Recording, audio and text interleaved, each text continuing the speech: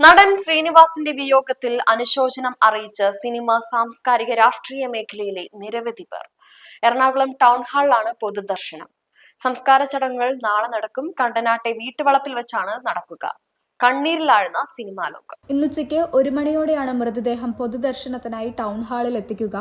നിലവിൽ നൂറുകണക്കിന് ആരാധകരും സഹപ്രവർത്തകരും അന്തിമോപചാരം അർപ്പിക്കുന്നതിനായി ക്യൂ നിൽക്കുകയാണ്. ഇന്ന് 3 മണിവരെ ടൗൺ ഹാളിൽ പൊതുദർശനം തുടരുമെന്നാണ് ഇപ്പോൾ ലഭിക്കുന്ന വിവരം. അതിനുശേഷം മൃതദേഹം വിലാപയാത്രയ്ക്കായി ഉദയംപേരൂരിലെ കണ്ടനാട്ടെ അദ്ദേഹത്തിന്റെ വീട്ടിലേക്ക് കൊണ്ടുപോകും. അവിടെ ബന്ധുക്കളും അയൽക്കാരുമായി അന്തിമോപചാരം അർപ്പിക്കുവാൻ സൗകര്യമൊരുക്കും.